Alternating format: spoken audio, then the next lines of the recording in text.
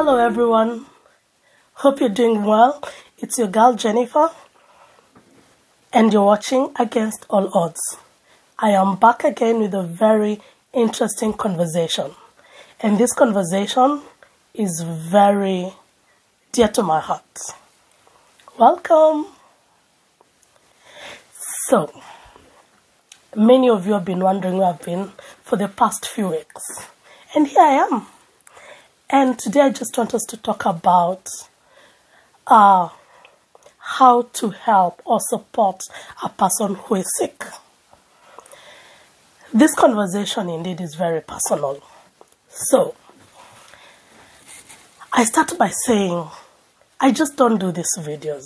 I just can't wake up and bring myself together to just do a video for the sake of doing it.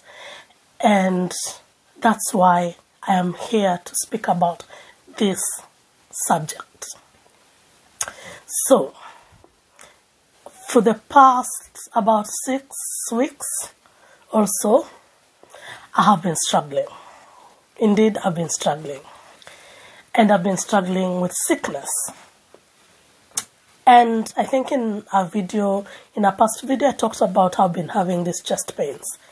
Yes, so I've been having very bad chest pains that would just come from nowhere, and they've put me in hospital several times, and recently I even had to be admitted for an entire week. And definitely if you look at me closely, you can see, yeah, there's just that bit of me that is not so bubbly and everything. And today even my eyes just decided to be red the whole day, so I don't know what is going on. But anyway, so why am I coming today with this conversation? I am coming to you with this conversation because I have been on this road many times, not just this past 6 weeks, but for some time in my life, I've had to struggle with sickness, and not because I have underlying health issues or something. It's just these things that just come up from nowhere, and you find yourself like in a life and death situation. So it's not been once, not twice, it's been many times. So I am a walking miracle and a walking testimony. But I realized over the years, many people do not know how to support people who are sick. And it's not because they do not want to many times, but sometimes they do not know how to. Number one, I want to admit, being sick can be a very lonely place. Whether you're admitted in hospital, whether you're at home and you do not have the support, sickness is a very lonely place. It is easy to make merry with people. It is easy to be with people and they're celebrating achievements and good things and many things. But when people are sick, if people would just voice out and be very vulnerable like I am, to just say and admit, sickness can be a very lonely place. Thankfully for me, I haven't had to be sick for months and years. It is worse for people who have to struggle with a life condition that would go for months and years.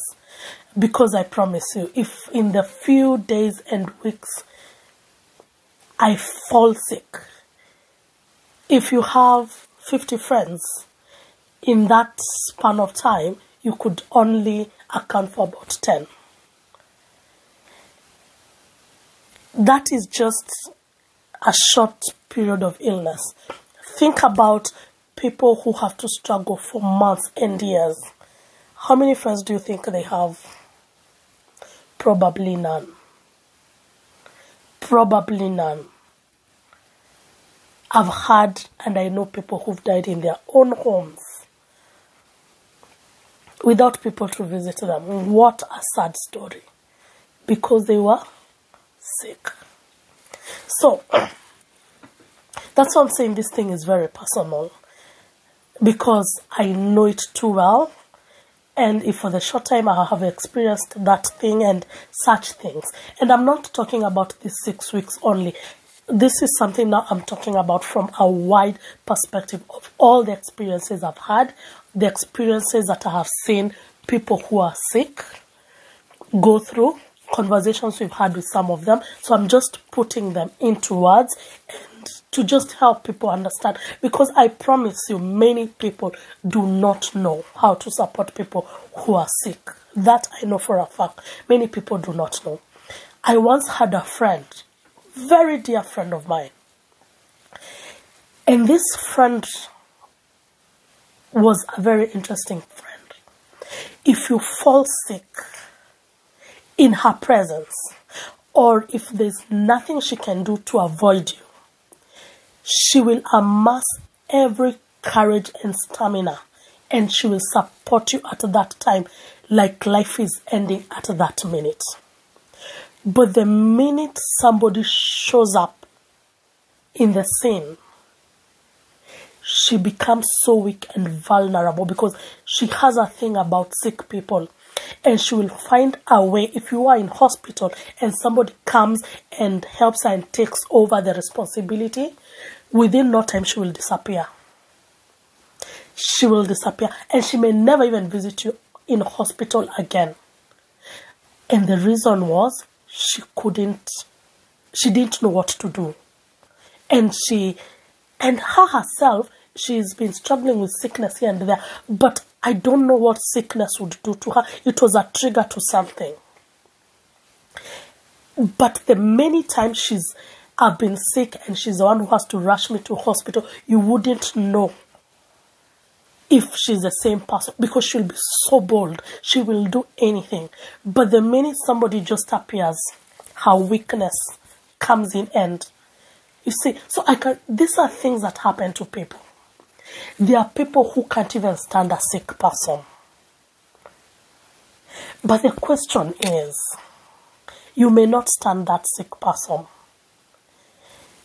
What about when you're sick and somebody cannot stand you? What happens? Or, yes, you may not stand that person who is sick, but then, do you go to somebody else and say, honestly, this situation is a bit overwhelming for me. Is it possible for you to do this? Because that friend of mine, good enough, she will find out if you've improved. Because the situation I'm talking about is a situation where you're really sick, and her heart is just in a different place, because she thinks, I do not want to see the end of this. Maybe if you're going to die or something. And so when she hears you're getting better, or you're out of that bad situation, then she will show up. You see? And I think that is, for me, that is a very normal experience and behavior.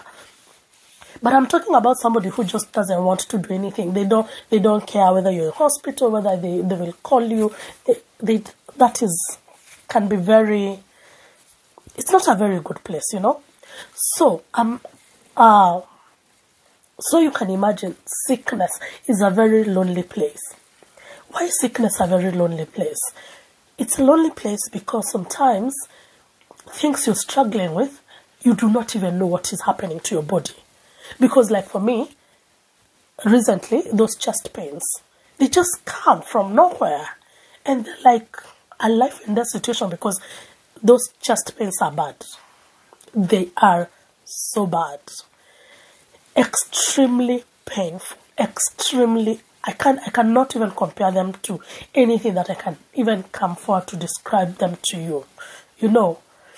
And you get to be on very high doses of painkillers, and the pain is not going. So you can imagine you're like that day and night. And then the pain disappears, only to show up again. And you understand? So now, you're in this place, you do not know what is happening to your body, because you want a diagnosis, you're not getting even a diagnosis. Think about you, maybe you have had a diagnosis, and it's not even the best of diagnosis that you wanted. Think about whatever thing is ailing you. You have even to undergo surgery. You're even already having phobia. How how will I do? How will I survive surgery? Because honestly, surgery is a life and death place because you don't know. So those things start working your mind. Now you can imagine you have those inner battles in your head that you cannot even voice out to anybody because you do not know whether people will understand. And sometimes when you voice out, people tell you, don't worry, you'll be fine. You will be fine. Sometimes do you understand what it means to tell somebody who is struggling with something, they will be fine? What does you will be fine mean? If we can really try to break it down, what does you will be fine mean? I'm going to be under the knife in a few hours, and you're telling me I will be fine. What does I will be fine? Honestly, I will not be fine. As I'm thinking I'll not be fine, I'm thinking I'm gonna breathe my last, So it's a very lonely place. One, mentally for you. Physically, it can be a very lonely place because think about now somebody like me who is in the UK and my family is not here. So all I can rely on are just friends. This part just makes me a little bit emotional. I can only rely on friends. So, personally for me, when I am sick, I prefer you to visit me at the hospital. It makes a difference for me. Because when you know the hospital has visiting hours, and the visiting hours come and go, and nobody visits you, it hurts. It hurts. Because you think about and ask yourself, do I have friends? Do I have family? Sorry about this, guys. I told you this is a very, very personal conversation for me, And as I say this, I believe I'm not the only one. Because you can imagine in the hospital you're dealing with doctors, nurses. Some of them are not very kind. Some of them are not very patient.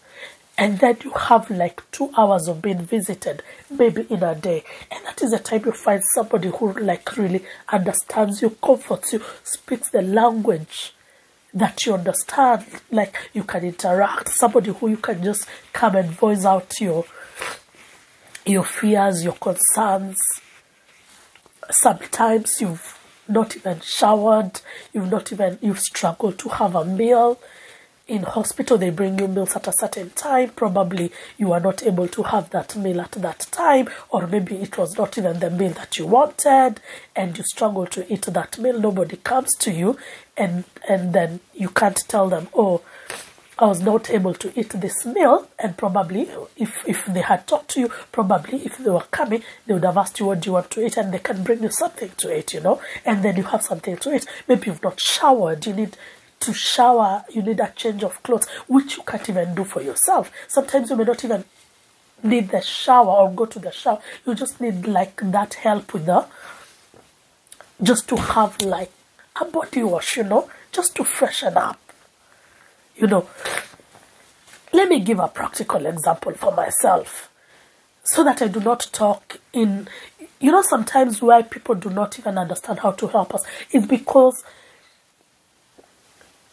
they don't know, they don't know what people go through, and not just in sickness. Now I'm talking because in life we like to generalize things and just bracket them and it looks. So let me give a practical example so that you can understand.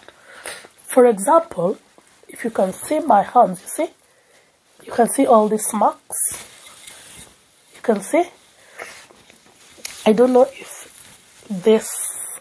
you can see it. Here I have like all these are marks when they try to cannulate me. My veins are short and crooked. So for me it's hard for them to get in my veins. And when you're in this very painful situation, like in so much pain, they need to give you IV medication because it works faster. But now they can't get my veins. And when they get that vein, it's like a treasure. They do not want to lose it because my veins are short and crooked. So if I move, I use my hand to do something a little bit, chances are the cannula will move out of place, and then that if they want to put medication through that, it doesn't work anymore. So they have to change, which is painful for you and also a struggle for the doctors and the nurses. Now, so what happens when I have the cannula in my hand? Most of the times, I will avoid to shower. Why? Because if I go to shower, this is my right hand. I will want to use it. Somehow you'll just be tempted to use it. And probably in the process of using it, the cannula will move. And you know now the process of them looking. And all these marks you can see is when they are looking for places. And they do this to the point of even doing it with a scanner. And they still miss veins. You get? So, if somebody is coming to visit me at that time and helps me to just freshen up, you see, it helps me because I protect the cannula. That is now one example. I could give another example of one time when I was in Uganda, I had the same problem. And I had my drip in my legs because clearly they had searched for all the veins in my hands and now they had to go for my legs. So you can imagine I have my drip in my legs. And anyway, I need to go even to the toilet. I need to go with that thing, where they're hanging the drip at. So just imagine, how do I shower? How do I use the toilet? How do I do anything? Good enough, I had very beautiful and wonderful friends. Tina and Patience, Mary, Morgan and Henry. If you're watching this, God bless you. And Vicky as well. And even Momo, thank you so much. I can't even name all of you, but thank you so much. These friends, I was given a bedpan in the hospital, and they would be kind to help me to eat. It was shameful for me because I am sober and everything, but for them, seeing the struggle and the pain I would be in just because of that cannula, that thingy moving, they would do anything to just make sure I am comfortable. You see, and there are people who have conditions where you don't even need to move, because if you move, assuming you have a problem with the spine, just a small movement could make you paralyzed. You get? And that person is not having somebody to visit them just to pass them something. And that is what is going to give them the temptation to move. And unfortunately, it could make their situation worse. That's why visiting people in the hospital, for me, is very important. I'm happy when you visit me at home, but it touches my heart more if you visit me while I'm in the hospital. So, sickness is a very lonely place. The other thing, I said support them with feeding, support them with just being fresh, because somebody who is sick, they still want their dignity. Remember, your body could be struggling with whatever disease it you are struggling with, but your mind is very alert. Your mind knows you're dirty, you've not showered for 3 days. Your mind knows you have not brushed your teeth for 3 days and your mouth is stinking. Your brain knows, and it can't shut that away. So even when the doctors are coming, yes, they understand, but your mind cannot put that somewhere else and forget. You still need your dignity. Get? So, one way, support them by visiting them in the hospital. Support them to feed, support them to just dress up and everything. The other thing, you're seeing doctors and nurses and maybe therapists and every other clinical person you're seeing at the hospital. You need a change of environment. When somebody comes and is not talking about your sickness, to just distract your mind from the sickness and come and just have a conversation. outside sickness and something that will cheer you up. It's very good. It's very therapeutic. So just come, have a conversation with them. And when you're having conversation, please be sensitive. Somebody is sick and they have their own children who they would love to attend to. And you're coming and telling them how you've been going to parties, to places, you're doing things for your children. You're not making the situation better, you're making it worse, because you're making them wish they were at home with their own children to do a few. So let your conversation be sensitive, not to make the situation worse. So have a conversation that will be distracting, but also sensitive and empathetic.